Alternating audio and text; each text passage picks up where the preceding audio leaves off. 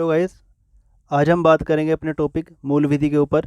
जितने भी जो प्रीवियस से जो होने वाले जो क्वेश्चन है, जो यूपीएसआई सब इंस्पेक्टर में आए क्वेश्चन है, उनके बारे में आज बात करेंगे। तो हम पहला क्वेश्चन देखते हैं अपना।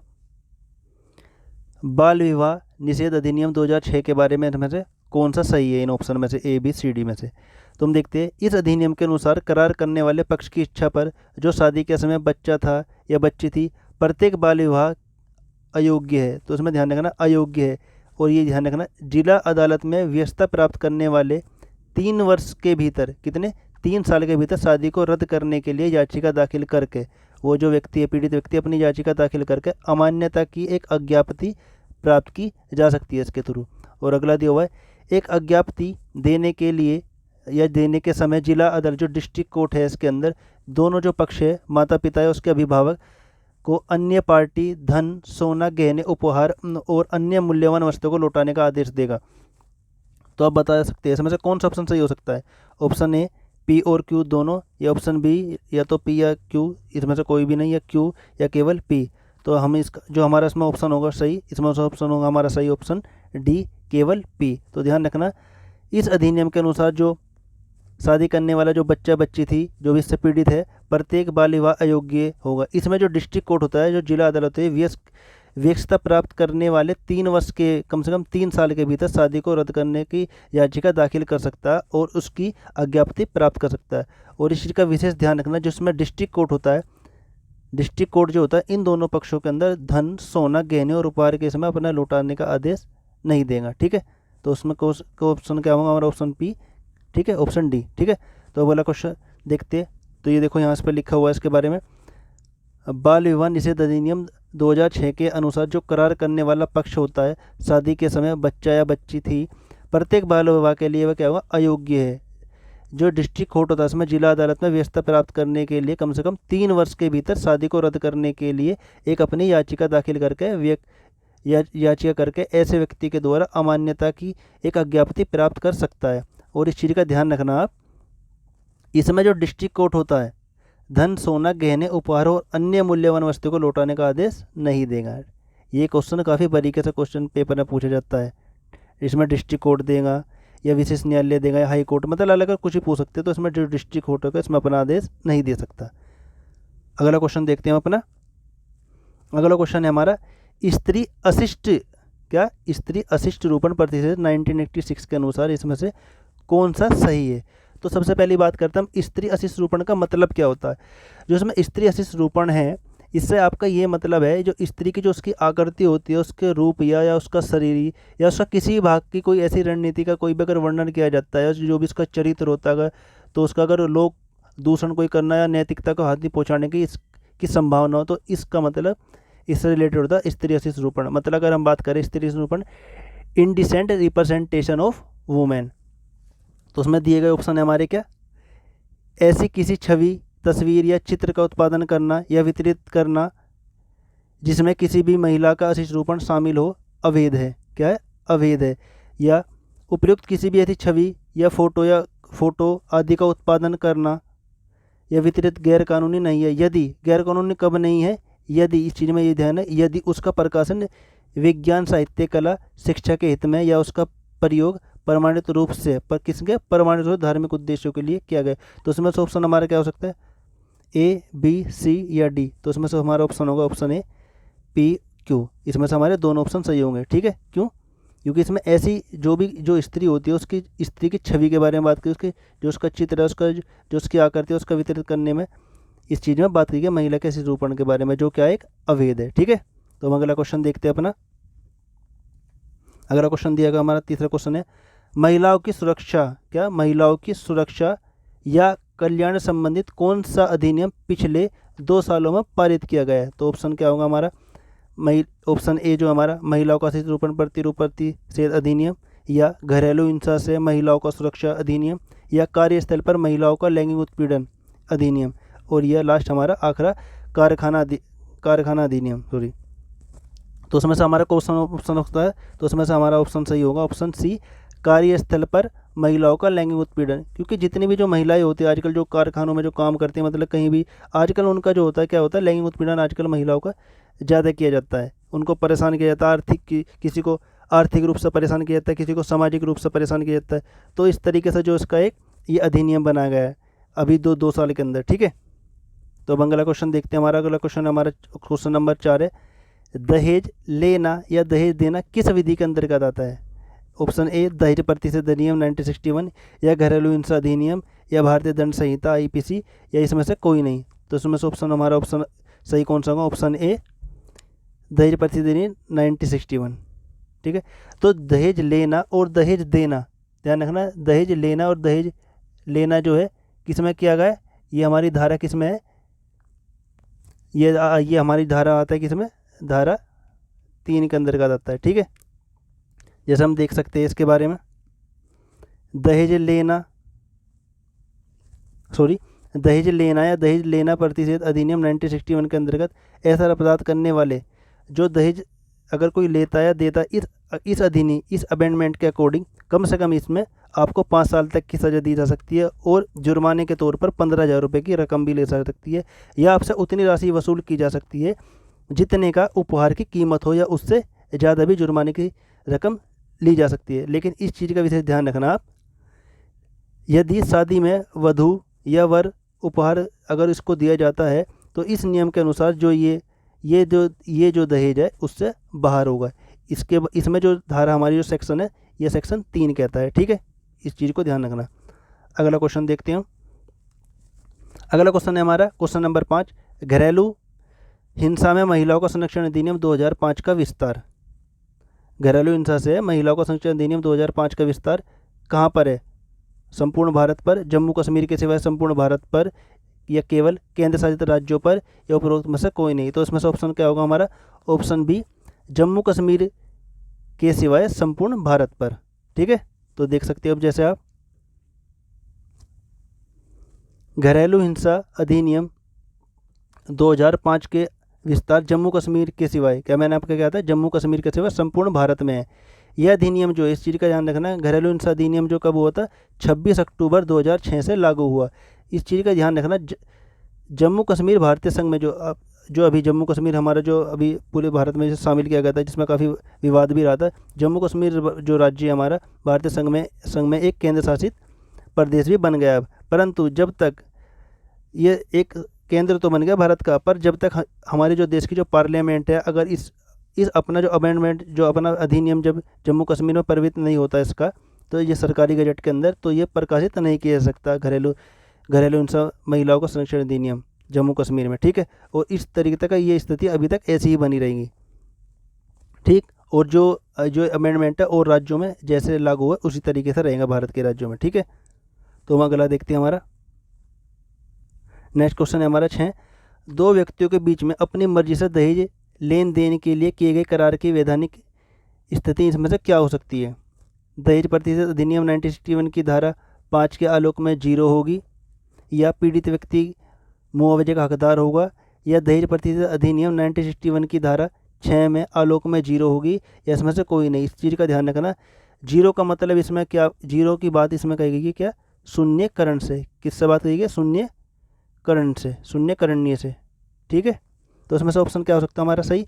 ऑप्शन ए दहेज प्रतिशत अधिनियम 1961 की धारा 5 में आलोक में क्या होगी? शून्यकरण होगी, ठीक। तो हम अपना नेक्स्ट क्वेश्चन देखते हैं। इसमें ये देख सकते हो आप, इसमें दिया गया दहेज प्रतिशत अधिनियम 1961 की धारा 5 के अनुसार किन्हीं दो व्यक्तियों के बीच में अपनी मर्जी से दहेज देने, अगर कोई अपनी मर्जी से दहेज लेता है या देता है, इसमें क्या जो करार होता है वो क्या होता है? शून्यकरण होता है।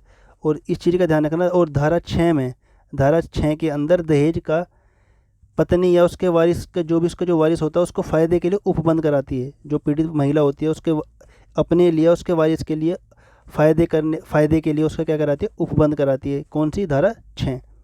तो अपना नेक्स्ट क्वेश्चन देखते हैं। अपना अगला क्वेश्चन है इसमें से इसमें जो दिए गए, इसमें से सबसे पहले से लेकर और सबसे बाद में होने वाले इसमें आपको कालक्रम, मतलब इनको एक सही क्रम में लगाना है इनको। इसमें से कौन सा अधिनियम कब लागू हुआ था, ठीक है। या मानव अधिकार संरक्षण अधिनियम, सूचना का अधिकार अधिनियम, या दहेज प्रतिशत अधिनियम, या बच्चों को निःशुल्क अनिवार्य शिक्षा का अधिकार अधिनियम। तो इसमें से सबसे पहले देखते हैं जो हमारा दहेज प्रतिशत अधिनियम है ये कब लागू हुआ था? 1961 में। और मानव अधिकार संरक्षण अधिनियम कब लागू हुआ था? 1993 में, ठीक है। और सूचना का अधिकार अधिनियम कब लागू हुआ था? 2005 में। कब? 2005 में। और बच्चों को निःशुल्क अनिवार्य शिक्षा का अधिकार कब लागू किया गया था? 2009 में। ध्यान, इस चीज़ को आप ध्यान रखना। तो इसमें से ऑप्शन हमारा कौन सा सही हो सकता है?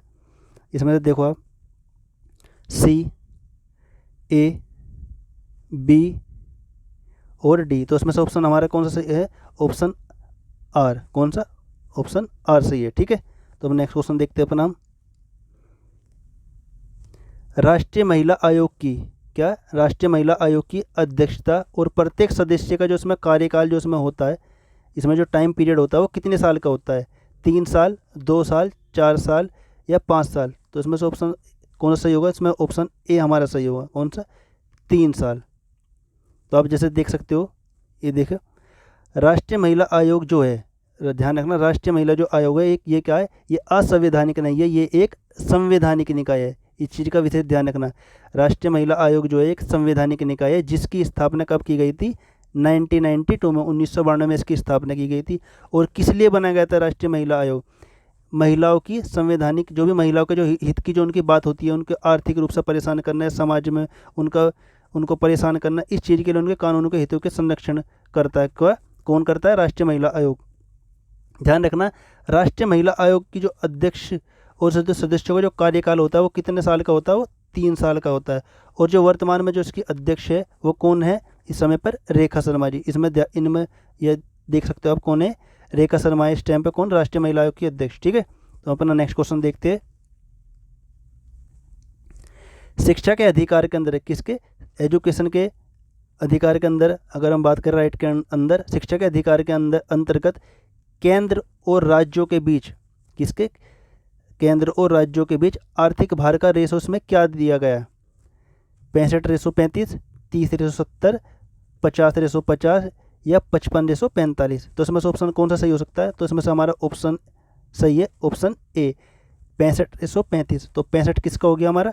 65 हो गया हमारा सेंटर के लिए, और 35 किसके लिए हो गया? ये हो गया हमारे स्टेट के लिए, ठीक है। तो अपना नेक्स्ट क्वेश्चन देखते हैं अपना।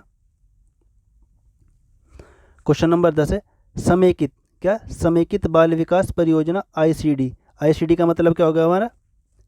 Integrated child development service. क्या? Integrated child development service. इनके कार्यकर्ताओं का परीक्षण के लिए कौन सी अव्वल की संस्था है? और इसके अलावा किसके, इस संस्था के अलावा बाल अधिकार और महिला की तस्करी, मतलब महिलाओं की जो फरेरी होती है, मतलब जो उनको, आप समझ सकते हो, जो उनकी तस्करी होती है, उसकी रोकथाम के लिए परीक्षण देने के लिए यह जो ये आईसीडी है, समेकित बाल विकास परियोजना जो है, ये दक्षिण एशियाई केंद्र सहयोग संगठन, इस जो इसका पूरा नाम दिया गया है, दक्षिण एशियाई संगठन सहयोग संगठन, इसको क्या बोला गया? सार्क बोला गया है। इन देशों की में क्या है? प्रमुख संस्था है। इसमें से कौन सी संस्था है वो भारत की? राष्ट्रीय बाल अधिकार संरक्षण आयोग, या राष्ट्रीय जन सहयोग एवं बाल विकास संस्थान या महिला एवं बाल विकास विभाग, या राष्ट्रीय बाल संरक्षण समिति? तो इसमें से कौन सा सही होगा? तो इसमें से हमारा ऑप्शन सही होगा, ऑप्शन बी, राष्ट्रीय जन सहयोग एवं बाल विकास संस्थान, ठीक है। तो इसको विशेष ध्यान रखना। तो अपना नेक्स्ट क्वेश्चन देखते हैं अपना। क्वेश्चन नंबर 11, किशोर न्याय अधिनियम 2000 में 2000 अमेंडमेंट का जिन बच्चों पर कोई अपराध किए जाने का आरोप है तो उनको क्या कहा गया है? इसको क्वेश्चन को ध्यान से समझना। किशोर न्याय अधिनियम 2000 जो ये बना था 2000 में, जिन बच्चों पर अगर अपराध का कोई आरोप लगा गया तो उन बच्चों को इसमें क्या बोला गया है? उपचारित किशोर, संरक्षा की आवश्यकता वाला किशोर, या विधि संघर्षित किशोर, या बाल अपराधी? तो इसमें से ऑप्शन कौन सा सही हो सकता है? हमारा ऑप्शन इसमें सही है, ऑप्शन सी, विधि संघर्षित किशोर। जैसा आप देख सकते हो, देखो, किशोर न्याय अधिनियम 2000 अमेंडमेंट जो होती है, इसकी जो धारा है, सेक्शन जो इसका 2 ठह दिए, इसके अनुसार जो है विधि का उल्लंघन करने वाला जो किशोर होता है, एक ऐसा किशोर है जिसने जिस तारीख को अपराध किया है तो उस तारीख को उसने कम से कम 18 की अपनी जो आयु है उसको पूरी नहीं की हो, ठीक है। इस चीज़ का क्या ध्यान रखना, अपनी जो उसने आयु है कम से कम 18 साल की उसने पूरी ना की हो, ठीक है। तो अपना नेक्स्ट क्वेश्चन देखते हैं अपना। शिक्षा का अधिकार आरटी, आरटी मतलब राइट टू एजुकेशन अधिनियम किस वर्ष में भारत की संसद में पेश किया गया था? 2006, 2007, 2008 या 2009? तो उसमें ऑप्शन कौन सा सही हो सकता है हमारा? दो, ऑप्शन नंबर डी 2009 में। तो जैसे आप देख सकते हो इसके बारे में देखिए, ऑप्शन नंबर डी है इसमें। शिक्षा का अधिकार अधिनियम वर्ष 2009 में भारत की संसद में हमारी पार्लियामेंट के द्वारा अधिनियमित किया गया था। इस चीज़ का विशेष ध्यान रखना, जो ये आरटी है ये 1 अप्रैल 2010 को से प्रभावी रहा है। आरटी जो है राइट टू एजुकेशन जो है 1 अप्रैल 2010 से प्रभावी रहा है। और हमारे जो इंडियन कॉन्स्टिट्यूशन के अंदर 86 कॉन्स्टिट्यूशन अमेंडमेंट एक्ट 2002 के द्वारा आर्टिकल कौन सा अनुच्छेद 21A में जोड़ा गया है। किसके 21? आप पूछ सकते हैं पेपर में, आर्टिकल 21A जो है किस अमेंडमेंट के थ्रू जोड़ा है? कौन सा जोड़ा गया है? 86 कॉन्स्टिट्यूशन अमेंडमेंट 2002 के द्वारा। कौन सा आर्टिकल? 21A जोड़ा गया है। और आर्टिकल 21A जो जोड़ा गया है इस आर्टिकल के तहत जो है कम 6 से लेकर 14 साल के जो बच्चों को है निःशुल्क मतलब फ्री में शिक्षा का देने का प्रावधान किया गया है। इस चीज़ का विशेष ध्यान रखना, जो आर्टिकल 21A है ये क्वेश्चन काफ़ी बार पेपरों में पूछा गया है। आर्टिकल 21A जो है 6 से लेकर 14 साल तक के बच्चों को फ्री में शिक्षा का प्रावधान किया है। जो 6 से लेकर 14 साल तक के जो बच्चे हैं इनको जो निःशुल्क जो शिक्षा दी जानी है वो हर स्टेट की अपनी अपनी जिम्मेदारी है। ठीक है, ये इनका जो एक फंडामेंटल राइट है। ठीक है, तो अपना नेक्स्ट क्वेश्चन देखते हैं अपना। इस समय एक संवैधानिक निकाय है जिसे अनुसूचित जातियों के शोषण के खिलाफ सुरक्षा उपायों को प्रदान करने और उनके सामाजिक, शैक्षिक, आर्थिक और सांस्कृतिक के हितों को बढ़ावा देने और उनकी रक्षा करने के उद्देश्य स्थापित किया गया है। इसमें से कौन सी समिति बनाई है? अनुसूचित जाति, अनुसूचित जनजाति अत्याचार रोकथाम समिति, अनुसूचित जाति के लिए राष्ट्रीय आयोग या राष्ट्रीय मानव अधिकार आयोग या अनुसूचित जाति योजना आयोग? तो उसमें से हमारा ऑप्शन कौन सा सही होगा? A, B, C या D? तो उसमें से हमारा ऑप्शन सही होगा ऑप्शन बी, अनुसूचित जाति के लिए एक राष्ट्रीय आयोग। ठीक है, इसको ध्यान रखना विशेष। नेक्स्ट क्वेश्चन देखते हैं अपन हम। सॉरी, ये आप देख सकते हो उसमें ऑप्शन कौन सा था हमारा, जो मैंने बताया था अनुसूचित जाति के लिए क्या बनाया गया? एक संवैधानिक निकाय। ध्यान रखना, भारत के अंदर, भारत में अनुसूचित जाति जो है क्या है? एक अनुसूचित जाति आयोग जो है क्या है? एक संवैधानिक निकाय है। क्या है? संवैधानिक निकाय है। हमारे इंडियन कॉन्स्टिट्यूशन के अंडर आर्टिकल 338, आर्टिकल जो 338 है वो एससी के लिए है। किसके लिए प्रावधान है? एससी के लिए। और आर्टिकल 338A के अंदर किसके लिए प्रावधान किया? एसटी के लिए, अनुसूचित जनजाति के लिए। और इस चीज़ के लिए एक विशेष अधिकारी की नियुक्ति करने का भी प्रबंध करता है।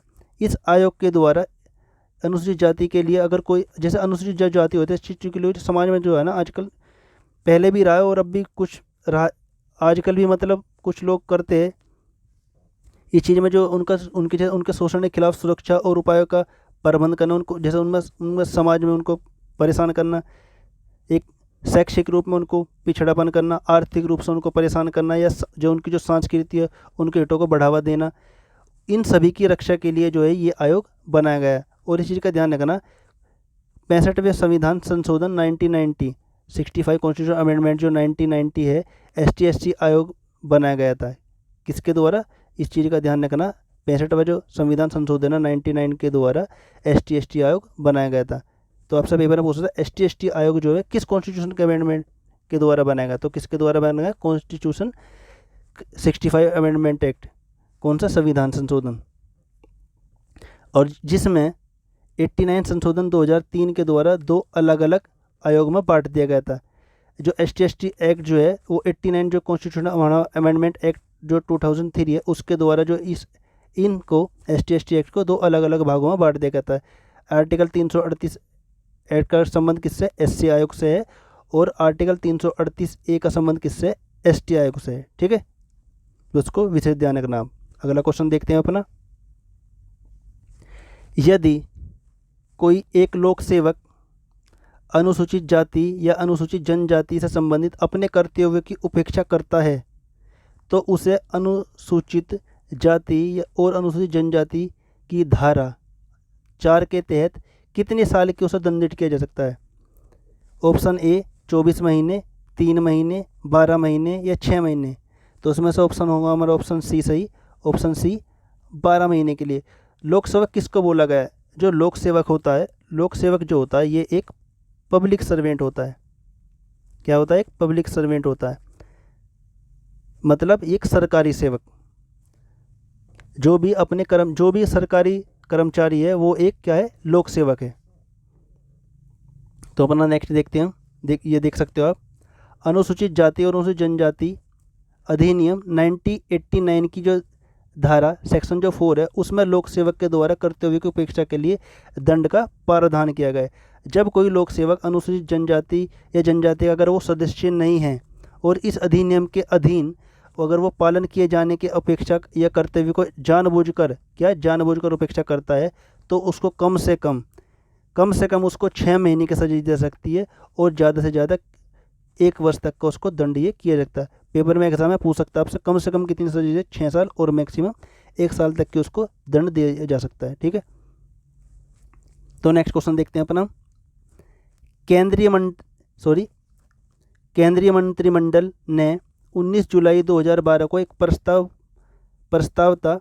उस प्रस्ताव में जो बलात्कार शब्द के बजाय किस शब्द का इस्तेमाल की अनुमति दी है? ध्यान रखना, केंद्रीय मंत्रिमंडल ने 19 जुलाई 2012 को एक प्रस्ताव पास किया था जिसमें जो बलात्कार शब्द है उसके बजाय किस शब्द का आप इस्तेमाल कर सकते हो?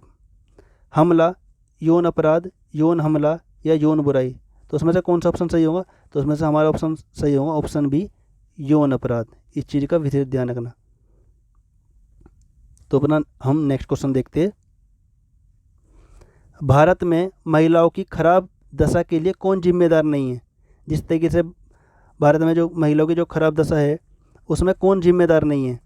पुरुष प्रधान समाज, दहेज प्रथा, बाल विवाह या विधवा पूर्ण विवाह। तो उसमें से ऑप्शन सही कौन सा होता है हमारा? ऑप्शन डी, विधवा पूर्ण विवाह। ठीक है, तो अपन नेक्स्ट क्वेश्चन देखते हैं हम। घरेलू हिंसा महिला सुरक्षा अधिनियम कब लागू किया गया था? घरेलू हिंसा महिला सुरक्षा अधिनियम कब लागू किया गया था? तो ये हमारा लागू किया गया था कब? 2006 में लागू किया गया था। ठीक है, तो आप देख सकते हो, ये देख सकते हो घरेलू हिंसा अधिनियम जो है 2005 में इसको पारित किया गया था। ये काफ़ी इस तरीके से क्वेश्चन पे जो पेपर होता है इस तरीके घुमा कर क्वेश्चन पूछता है, पारित कब किया गया था, लागू कब किया गया था। घरेलू हिंसा अधिनियम जो है 2005 में पारित किया गया था और 26 अक्टूबर 2006 को क्या गया था? लागू किया गया था। पर हाँ, इसे जो है जम्मू कश्मीर संपूर्ण भारत में लागू किया गया इस अधिनियम किया गया था। ठीक है, जो ये है इस अधिनियम के अंदर कम से कम क्या है 5 इसमें अध्याय है और धाराएं कितनी है इसमें? 37 इसमें धाराएं दी गई है। किसमें? घरेलू हिंसा अधिनियम में। ठीक, अपना नेक्स्ट क्वेश्चन देखते हैं। महिला की लज्जा भंग करने संबंधी हमला दंडनीय है। क्या वो क्वेश्चन है हमारा? महिला की जब लज्जा भंग करने संबंधी हमला दंडनीय है, इसमें से कौन सा है दंडनीय है? भारतीय दंड संहिता के अंदर, दंड प्रक्रिया संहिता में या भारतीय संविधान में, या इसमें से कोई सा नहीं? तो इसमें से ऑप्शन सही होगा हमारा ऑप्शन है भारतीय दंड संहिता में, आईपीसी के अंदर, इंडियन पीनल कोड में। ठीक है, जो आईपीसी होती है, आईपीसी जो होता है ये आपकी गिरफ्तारी का और सज़ा का प्रावधान करता है। कितने समय के लिए उसको सजा दी जाती है और उसकी गिरफ्तारी का प्रावधान करता है कौन? आईपीसी। तो अपना नेक्स्ट क्वेश्चन देखते हैं हम। घरेलू हिंसा में शामिल है, इसमें से घरेलू हिंसा में कौन कौन शामिल है? शारीरिक दुरुपयोग, दहेज के लिए प्रताड़ित करना, लैंगिक दुरुपयोग, या इसमें से सभी, मतलब सारे। शारीरिक दुरुपयोग मतलब किसी का शारीरिक दुरुपयोग करना, किसी को परेशान करना है, या किसी को दहेज के लिए प्रताड़ित करना, उसको परेशान करना, या उसका लैंगिक दुरुपयोग करना। तो इसमें से ऑप्शन कौन सा सही हो सकता है हमारा? ऑप्शन डी, सारे सही है इसमें से हमारा, उपयुक्त सभी। ठीक है, तो अपना नेक्स्ट क्वेश्चन देखते हैं अपना।